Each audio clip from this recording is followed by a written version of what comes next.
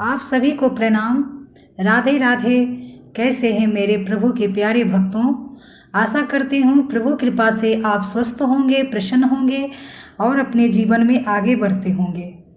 मैं रीना पांडे अपनी motivational channel Reena जी blogs में आपका बहुत बहुत स्वागत करती हूँ।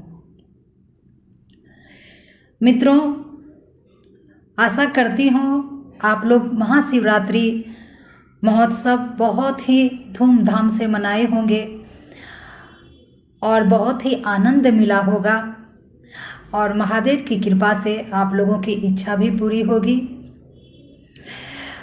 मित्रों, वीडियो में आगे बढ़ने से पहले मैं आप लोगों को बता दूं, आप लोग वीडियो को शुरू से अंत तक देखें, तभी आपको आनंद आएगी, आपको जानकारी मिलेगी। स्किप करने से आपको जानकारी नहीं मिलेगी, इसलिए आप लोग वीडियो को शुरू से अंत तक देखें। मैं तो प्रभु की सेवा कर रही हूँ।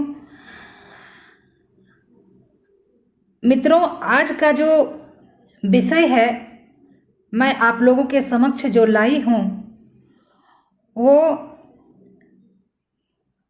बहुत ही आप लोगों के जीवन में उपयोगी है। सोमवती अमावस्या। मित्रों, 20 तारीख को सोमवती अमावस्या है। हालांकि आज से ही अमावस्या लग जाती है, लेकिन सोमवती अमावस्या 20 तारीख को है और दोपहर तक रहेगी। मित्रों, इस बार बहुत ही बढ़िया संजोग है, बहुत ही बढ़िया संयोग है। सोमवती अमावस्या के दिन जो आप लोग ये उपाय करेंगे तो आप लोग जीवन में हर एक तरह से प्रसन्न रहेंगे। इस बार सोमवती अमावस्या जो है बहुत ही शुभ समय पड़ा है। महादेव को एक तो सोमवार दिन प्रिय है, ऊपर से मित्रों अमावस्या के दिन शिव योग भी है। ये महासंयोग कहा जाता है कि एक तो सोमवार दिन है, ऊपर से शिव योग है। शिव योग कल 20 तारीख से लेकर 21 तारीख का सुबह तक रहेगा। तो सोमवती अमावस्या तो सभी जानते हैं कि इसमें पीपल का फेरा लिया जाता है, पीपल की पूजा होती है। जो नहीं जानते हैं वो जान लें। विशेषकर लोग जानते हैं कि सोमवती अमावस्या जो है वो सिर्फ पति के लिए किया जाता है। नहीं मित्रों, अमावस्या तिथि ही पितरों के लिए बना है। अमावस्या तिथि हर एक महीना कृष्ण पक्ष में पड़ता है, लेकिन अगर सोमवार को अमावस्या पड़ जाए तो उसे सोमवती अमावस्या कहते हैं। सोमवती अमावस्या शिव का दिन होता है। उस दिन सोमवार का दिन होता है, चंद्रमा का भी कहा जा सकता है। तो जो सोमवती अमावस्या के दिन विधि विधान से पीपल का पूजा करता है, उसकी हर एक मनोकामना पूर्ण होती है। आप सोमवार की अमावस्या में पूजन में क्या क्या लेते हैं वो भी मैं बता दे रही हूँ, संक्षिप्त में बता दे रही हूँ। मतलब उतना बढ़ा चढ़ा करके नहीं हम बताते हैं, क्योंकि देखिए सोमवती अमावस्या केवल अमीरों के लिए तो नहीं है, गरीबों के लिए भी है। कोई भी व्रत हो, उपवास हो, तो वो सभी गरीब अमीर सबके लिए बराबर होता है। तो क्या गरीब को नहीं भगवान मिलते हैं? क्या गरीबों की इच्छा पूरी नहीं होती है? उनके पास अगर इन सभी सामग्री खरीदने का पैसा ना हो, धन ना हो, तो क्या वो पीपल वृक्ष का पूजा नहीं कर सकते हैं? नहीं नहीं मित्रों, सभी के लिए बराबर है। आप अमावस्या के दिन, जो सोमवती अमावस्या है, सुबह ब्रह्म मुहूर्त में उठें। उठकर स्नान ध्यान आदि करके आप पहले अपने घर में अपने इष्ट की पूजा करें, मंत्र जपें। उसके बाद आप पूजन में जो सामग्री है वो मुख्य रूप से जल है। गंगा जल है तो और अच्छा, नहीं तो जल तो आवश्यक है। जल, पुष्प, कुमकुम, सिंदूर,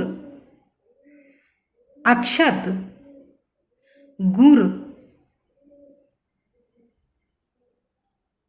और फेरी लेने के लिए कच्चा सूत चाहिए। आपके पास अगर आपकी क्षमता है कि आप साड़ी चढ़ाएं पीपल वृक्ष में, साड़ी, ब्लाउज, 5 वस्त्र चढ़ाएं, तो आप वो चढ़ा सकती हैं। लेकिन मित्रों याद रखिएगा, वो साड़ी, जो भी वस्त्र आप चढ़ाएं पीपल वृक्ष में, वो काला नहीं होना चाहिए। पीला, लाल, हरा, ऑरेंज यानी नारंगी, ये सभी कलर आप वस्त्र चढ़ा सकती हैं। पीपल वृक्ष में आप अपने क्षमता के अनुसार परिक्रमा दें और हर एक परिक्रमा में आप गिनती करने के लिए 108 कच्चा बादाम या कच्चा चना या छोटा छोटा 108 पूरी, आप 108 इतना याद रखिएगा कि ये जो आप 108 जो आपको मैं अभी बता रही हूँ, वो गिनती के लिए लिया जाता है। अगर आप स्वस्थ हैं तो आप 108 बार पीपल वृक्ष का पूजा करते हुए, पूजा करके और उसके बाद आप फेरी दें कच्चा सूत से पीपल वृक्ष में लगाकर, और उसके बाद आप परिक्रमा दें और एक एक परिक्रमा में एक एक कच्चा बादाम आपको छोड़ना है। कच्चा बादाम या चना, काला चना आपको छोड़ना है। इस तरीके से आप कटिंग वाला मिश्री भी मिलता है, वो भी 108 ले सकती हैं। और अगर आप अस्वस्थ हैं तो आप 11 बार या 21 बार ही फेरा दें। दूसरी बात, आप अगर प्रेग्नेंट हैं, बहुत स्त्रियां प्रेग्नेंट होती हैं तो बोलती हैं सोमवती अमावस्या पड़ा है और वो पहले से करती आई हैं, सोमवती अमावस्या व्रत, उपवास, फेरे, सभी कुछ वो करती हुई आई हैं। लेकिन जब प्रेग्नेंट रहती हैं, गर्भवती रहती हैं, तो ऐसी स्थिति में वो क्या करें? तो मैं उनके लिए बता रही हूँ, जो गर्भवती महिलाएं हैं उनके लिए बता रही हूँ कि सोमवती अमावस्या के दिन आप उपवास करें। क्योंकि कितना जन उपवास नहीं भी करता है, फेरी दे करके आती हैं महिलाएं और उसके बाद घर में बिना लहसुन प्याज का खा लेती हैं, कितना फलाहारी पे रहती हैं। तो आप फलाहारी पे आप रह सकती हैं। दूध, सेव, केला, शकरकंद, ये सब जो होता है आप खा करके आप व्रत कर सकती हैं। पीपल वृक्ष का आप पूजा कर सकती हैं। जो गर्भवती महिलाएं हैं, मैं उनके लिए बता रही हूँ, पीपल वृक्ष की पूजा कर सकती हैं। जिस प्रकार से किया जाता है, एक जगह बैठकर और उसके बाद जल दे करके, अगर आप दूध चढ़ा सकते हैं पीपल वृक्ष में तो दूध भी चढ़ा सकते हैं। तो आप पीपल वृक्ष में जल डालें, दूध डालें, उसके बाद आप चंदन लगाएं, चंदन लगाकर उसके बाद कुमकुम लगाएं, फिर अक्षत लगाएं, उसके बाद फिर सिंदूर लगाएं, फिर आप 5 फल अर्पण करें। अगर 5 फल नहीं हो तो आप एक केला भी लगा सकती हैं, एक केला का भी भोग लगा सकती हैं। इस प्रकार से भोग लगाकर, इसमें पंखा नहीं रखा जाता है मित्रों, क्योंकि ये बट सावित्री व्रत नहीं है, बट का पूजा नहीं है, इसलिए इसमें पंखा की जरूरत नहीं है। आप प्रणाम करके पीपल का, और उसके बाद जो है आप एक एक कच्चा बादाम, चाहे आप गिनती के लिए जो भी ले गई हैं, आप वो सब जो साड़ी ले गई हैं, ब्लाउज ले गई हैं, चाहे एक ब्लाउज का पीस ही ले गई हैं, जो भी वस्त्र ले गई हैं, वो पीपल के नीचे रख करके जहाँ आप पूजन की हैं वहाँ पे आप चढ़ा दीजिए। उसके बाद वहाँ से आप फिर आप परिक्रमा दीजिए। लेकिन गर्भवती महिलाएं जो है वो परिक्रमा नहीं दें। गर्भवती महिलाओं के लिए परिक्रमा जो है पीपल वृक्ष का वो मना है। आप सिर्फ पूजा कर लें प्रणाम करके, और कथा सुन करके आप अपने घर आ जाइए। घर आकर के उसके बाद अपने पति का पैर छूइए, पति से आशीर्वाद लीजिए। और पति के लिए अगर आप कुछ पीपल वृक्ष में आप चढ़ाई हैं, जैसे रुमाल हो गया, कुछ भी ऐसा उपहार उनको वहाँ से ला करके आप गिफ्ट कर दीजिए और उनका आशीर्वाद लीजिए। फिर अपने बड़े बुजुर्ग का आशीर्वाद लीजिए, अपने सासू माँ का, अपने ससुर का, इन सभी को प्रणाम कीजिए। और जो भी आप पीपल वृक्ष के नीचे आप वस्त्र, फल जो भी चढ़ाई हैं, वो सभी जो है ब्राह्मणों को दान दे दें। ब्राह्मणों को दान दे करके, और उसके बाद आप अपना फलाहारी पर उपवास कर लें। बाकी विधि सभी के लिए यही है, बस अंतर इतना है कि बस गर्भवती महिलाएं फेरी नहीं दें पीपल वृक्ष का, और बाकी जो है वो तो अपना क्षमता के अनुसार। ऐसे तो नियम है कि आप 108 बार फेरी दें कच्चा सूत से, और नहीं तो आप अपने क्षमता के अनुसार 21 बार, 11 बार, जो आपको चाहे 51 बार, जितना आप दे सकती हैं आप उतना कर सकती हैं। करने के बाद यही सब नियम है। और दूसरी बात मित्रों, सोमवती अमावस्या के दिन आप शिव जी का विशेष कर फिर पूजन करें। सोमवती अमावस्या के दिन शिव जी को दूध, दही, घी, शहद, ये सभी से पंच स्नान, गंगा जल पंच स्नान शिव जी को कराएं। गुलाब जल समर्पित करें, गुलाब जल से महादेव को अभिषेक करें, केले का भोग लगाएं। सोमवती अमावस्या के दिन जो शिव जी के ऊपर में पंचामृत चढ़ाता है, उसके कुल में कभी भी वंश का कमी नहीं होता है। संतति संपत्ति दिन दुगना रात चौगुना बढ़ते रहती है। और जो सोमवती अमावस्या के दिन शिव जी के शिवलिंग पर चावल और तिल दोनों अर्पण करता है मित्रों, उनके पितर तृप्त हो जाते हैं।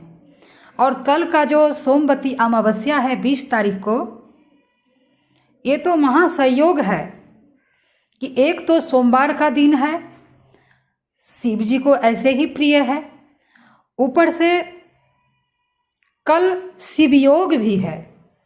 ये दोनों का संयोग मिलकर के महासंयोग हो गया है। इसमें किए गए जितने भी उपाय मैं बताई हूँ, आप अगर इस तरीके से करते हैं तो आपका कल्याण ही कल्याण है। आपका सुहाग बढ़ेगा, सुहाग लंबी होगी, आपका पुत्र पौत्र बढ़ेगा, आपका यश मान कृति बढ़ेगा।